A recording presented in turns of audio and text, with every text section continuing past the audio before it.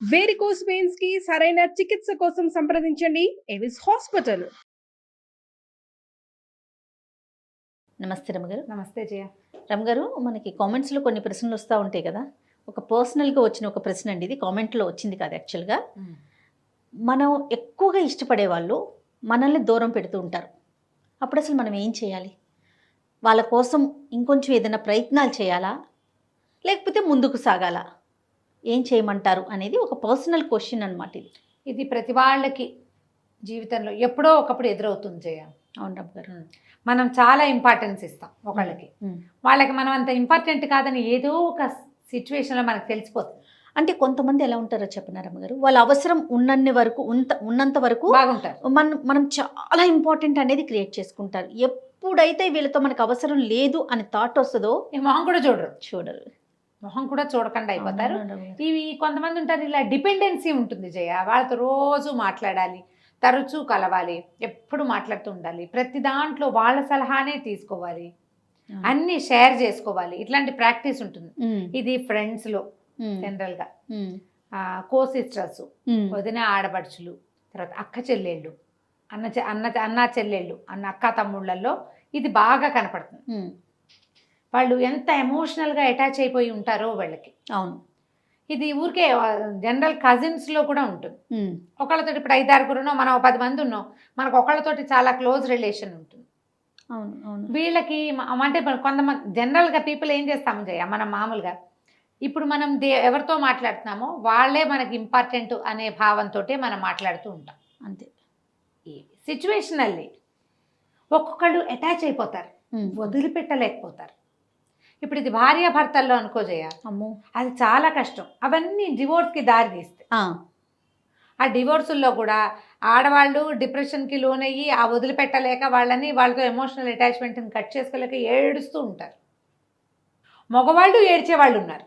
మగవాళ్ళు కూడా వాళ్ళతో ఎమోషనల్ అటాచ్మెంట్ని వదిలిపెట్టుకోలేరు. వైఫే సర్వస్వం అనుకుంటారు. ఎన్ని గొడవలు వచ్చినా అమ్మాయితో కలిసి ఉండాల్సిందేను, అది లేకపోతే కుదరదు అనుకుంటారు. అవునండి. ఇది ఒక బాధ అయితే, ఈ జనరల్ మిగిలిన సంబంధాలు ఉన్నాయి చూడు, మిగిలిన అన్ని రకాల రిలేషన్స్లో వీళ్ళు హర్ట్ అయిపోతారు జయ. హర్ట్ అయిపోయి ప్రపంచాన్ని నమ్మలేకుండా అయిపోతారు. కొంతమంది ఎవరితోటైనా క్లోజ్ అయితే అమ్మో వీళ్ళు చేజారిపోతారేమో అనిపించేస్తుంది. అవును.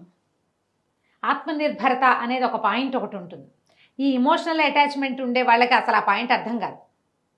మన మీద మనం డిపెండ్ అవ్వటం, దేవుడి మీద డిపెండ్ అవ్వటం. బంధాలని తెంచుకోక్కర్లేదు, కానీ వాళ్ళు వద్దు అన్నప్పుడు ఎందుకు వెంపర్లాడటం అనిపిస్తుంది. నా పర్సనల్గా కూడా నాకు కూడా అది అనిపిస్తుంది. ఇప్పుడు ఏం చేస్తాం మనం, వాళ్ళు చాలా విలువ ఇచ్చాం మనం వాళ్ళకి. ఒక సిచ్యువేషన్ మనం ఒక కజిన్స్లో చెప్పుకుందాం. వీళ్ళిద్దరూ ఎంతసేపు విషయాలు షేర్ చేసుకుంటారు. సడన్గా ఒక అమ్మాయికి తెలుస్తుంది తన విషయం ఎలాగో బయటకు వచ్చింది అని. ఎవరి ద్వారా వచ్చింది సోర్సు? తను ఎవరైతే క్లోజ్ అని భావిస్తున్నారో ఆ అమ్మాయి ద్వారానే వచ్చింది. అడగలేరు, ఊరుకోలేరు. అవును. క్రమంగా దాని మీద దృష్టి పెట్టేసరికి అర్థమవుతుంది తనలాగానే తన కజిన్కి ఇంకా చాలామంది క్లోజ్ ఉన్నారని. తనకు ఒకటే క్లోజు, ఈ క్లోజ్కి బోల్డన్ని క్లోజులు ఉన్నాయి. ఆ అమ్మాయి ఎక్కడో చోట ఫ్రీగా మాట్లాడుతుంది. అవును. ఆ మాటలు బయటికి 5-6 చోట్లకి తిరిగి నీకు అంత క్లోజ్ కాని వాళ్ళ దగ్గర నుంచి నీ దగ్గరకు వస్తుంది. నువ్వు హర్ట్ అయిపోతావు. ఇప్పుడు కొంతమందిని వదిలేస్తాం, ఫ్రెండ్స్ని గిన్స్ని వదిలేస్తాం. వీళ్ళతోటి మొహం చూపించకుండా ఉంటే సరిపోతుంది, మాట్లాడడం మానేస్తాం. నువ్వు ఈ రిలేషన్స్ని వదులుకోలేకపోతావు కదా. అంతే కదా, అప్పుడు ఇబ్బంది అవుతుంది. అందుకని ఎవరితోటైనా అలా ఒకళ్ళతోటే అటాచ్డ్గా ఉండటం తగ్గించుకోండి. ఒకవేళ మీరు అలా అటాచ్డ్గా ఉండి హర్ట్ అయితే నేను హర్ట్ అయ్యాను అని ఓపెన్గా చెప్పండి. ఒకసారి మీరు మాట్లాడేస్తే ఆ బరువు తగ్గిపోతుంది. తర్వాత ఏదో కొంచెం క్లోజ్నెస్ ఉంటుంది, ఎక్కువ ఉండదు. అయినా కూడా అవతల వాళ్ళు మీకు లొంగలేదనుకోండి, just leave it and move on. అంతే. జీవితంలో ముందుకెళ్ళాలి. ఇది భార్యాభర్తల విషయంలో కూడా అంతే చేయాలి. అవతల వాళ్ళు నీకు ఏ విలువ ఇవ్వరు, నిన్ను తమకి వద్దంటున్నారు అంటే వాళ్ళ కోసం వెంపర్లాడద్దు. ముందు నీకు నువ్వు టాప్ ప్రయారిటీ అనేది నువ్వు తెలుసుకో. వీళ్ళ కోసం ఆలోచించి డిప్రెషన్స్లోకి వెళ్ళిపోయి, హ్యాబిట్స్లోకి వెళ్ళిపోయి బాధపడి, అంటే రిలేషన్ బట్టి ఉంటుందంటారా? డెఫినెట్. ఇఫ్ ఎనీ రిలేషన్ అంటున్నారా? రిలేషన్ని బట్టి మన అమ్మ నాన్న, మన సొంత అక్క చెల్లి అన్నదమ్ములతోటి వచ్చింది, మాట్లాడేసుకుని దాన్ని అక్కడ సర్దుబాటు చేసుకుని మనమే ఒక అడుగు ముందుకేసి సర్దుబాటు చేసుకోండి.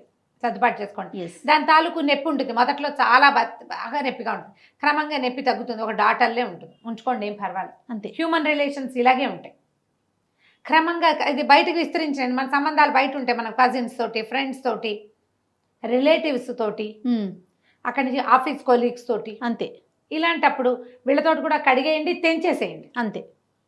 మూవ్ ఆన్ అయిపోండి లైఫ్లో. ఇలా వాళ్ళెవరో నిన్ను హర్ట్ చేశారని నువ్వు హర్ట్ అయిపోయి ఎక్కడ ఏది ఆగదమ్మా దేనికోసము. నువ్వు వద్దన్నా రాత్రి అవుతుంది, వద్దన్నా పగలైపోతుంది, అంతే కదండి.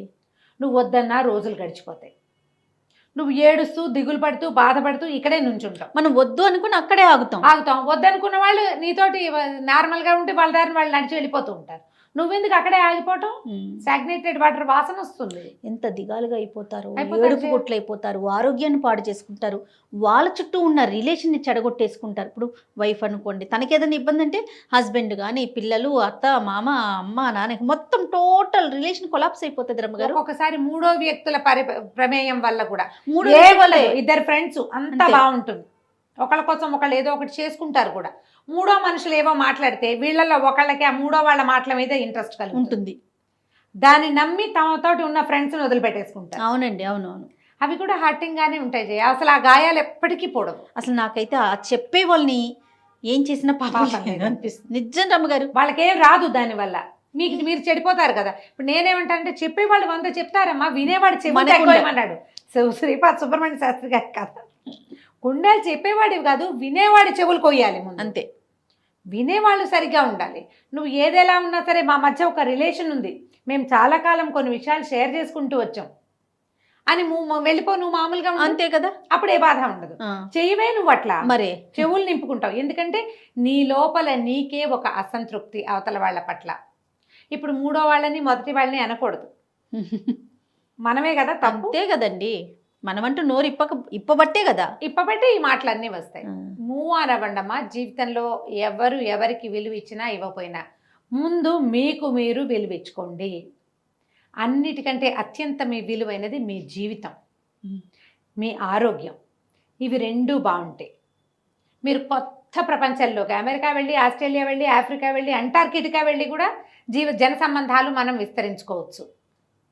ఇప్పుడు మనకి ఉండని వాళ్ళు ఎవరు, రక్త సంబంధిక బ్లడ్ రిలేషన్ ఒక్కటి ఉండదు తప్ప ప్రపంచంలో అందరూ అన్ని చోట్ల దొరుకుతారు. అంతే. కొత్త రిలేషన్ని డెవలప్ చేసుకోండి. ప్రపంచం అంతా రిలేషన్స్ మయం. ఎక్కడైనా ఒక దెబ్బ తగిలితే ఇక అక్కడే ఆగిపోకండి. ఇప్పుడు జయ, ఇప్పుడు మనకి ఎన్ని థెరపిస్టులకి వాళ్ళకి డిమాండ్ పెరిగిపోలేదండి. అవునండి, ఏవో ఇష్యూస్ ఉంటాయి, అవి సాల్వ్ చేసుకోరు, అనారోగ్యాల్లోకి వెళ్ళిపోతాయమ్మా. మీ మెంటల్ స్ట్రెస్ అంతా మీ మోకాళ్ళ మీద, హాస్పిటల్ చుట్టూ కూడా బాగా తిరుగుతారండి, మందులు వేసుకుంటున్నారు, తిరుగుతారు. పైకి శరీరానికి మందులు వేసుకుంటున్నారు, మనసుకు మందు వేయట్లేదు. నువ్వు రిపేర్ నువ్వు చేసుకోవాలి, అది చేసుకోవట్లా. డాక్టర్స్ మీద డిపెండ్ అవుతున్నారు, గోడు వెళ్ళబోసుకుంటారు. ఎవరైనా కనిపించారంటే చెప్పి చెప్పి చెప్పి చెప్తారు, మళ్ళీ మామూలు. మొన్న ఒక దేవాలయంలో మనసును మార్చుకోలేకపోతారు. దేవాలయంలో ఒక ఆవిడ కనబడ్డారు జయ. ఆవిడ ఎందుకు అడిగారు నాకు తెలియదు. నేను ఊరికే లోపలికి వెళ్ళి కార్ బయటే ఉంది, మా వాళ్ళు ఏదో షాపింగ్ చేస్తున్నారు, నేను సరిగ్గా ఎక్కడ అమీర్పేట దుర్గగుళ్ళో. ఓకే, నేను లోపలికి వెళ్ళాను.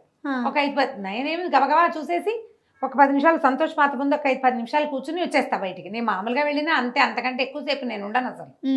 ఆ కూర్చునేసరికల్లా ఆవిడెవరో పెద్దవిడే, నాకంటే కనీసం ఒక 3-4 సంవత్సరాలు పెద్దవారు అయి ఉంటారు.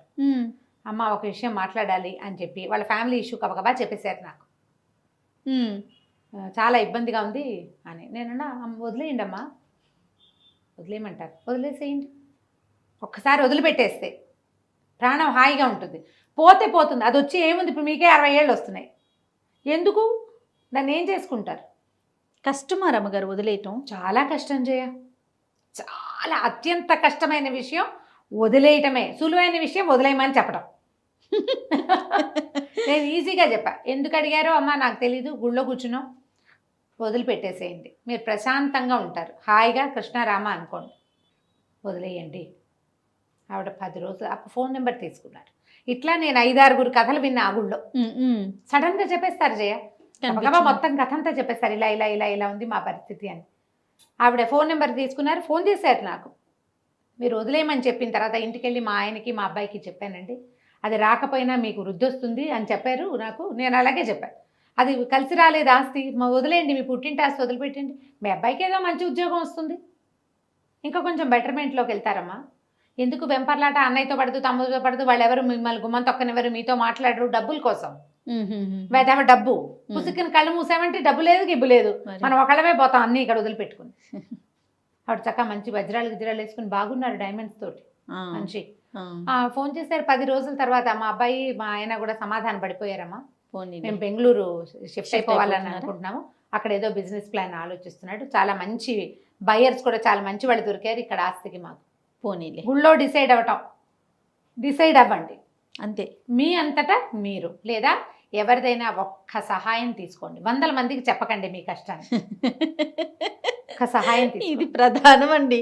ఇప్పుడు సమస్యల్లో ఇదొక కొత్త సమస్య. 10 మంది చెప్పి 10 రకాల ఆన్సర్లు, ఏది చెయ్యం మళ్ళీ ఫైనల్ గా, ఏం చెయ్యం, మళ్ళీ మన ఏడుపు ఏడవటమే. లేదా మీ మనసు మాట వినండి, మూవ్ ఆన్, అంతే. మీకు విలువ లేని చోట పారిపోవద్దు, తప్పుకోండి. అమ్మాయిలు అబ్బాయిలు కూడా చూడండి రమ్మగారు, నాకొద్దు ముర్రో అన్నా సరే వదిలిపెట్టరు. అమ్మాయిలు అలానే ఉన్నారు, అబ్బాయిలు అలానే ఉన్నారు, నాకు కావాల్సిందే వాళ్ళు చీపెట్టినా సరే సిగ్గుపడరు. ఏంటో మరి ఈ బొమ్మ నాదనిపిస్తుంది, అంతే. ఆ బొమ్మ నాది కాన్సెప్ట్ నుంచి బయటికి రారు, అవతల వాళ్ళు మనుషులు అని అనిపించింది. నేనేమంటానంటే పారిపోయి పరిగెత్తి సమాధాన పడద్దమ్మా, తప్పుకోండి, జస్ట్ వదిలేయటం ఎలాగో ప్రాక్టీస్ చేయండి. మనకి ఇంకో కొత్త దారి కనిపిస్తుంది కదా, గ్యారంటీగా కనిపిస్తుంది. జీవితం ఎప్పుడు దారులు తెరుస్తూనే ఉంటుంది, నువ్వు చూడాలంతే దాన్ని, కళ్ళు పెట్టాలి, నువ్వు కళ్ళు పెట్టాలి. దీని నుంచి నీ దృష్టి మరల్చి బుద్ధిని నీ దారి వైపుకి మళ్ళీ ఇచ్చావంటే 100 దారులు కనపడతాయి. సూపర్, శభాష్, సూపర్ రమ్మగారు. నమస్తే. నమస్తే.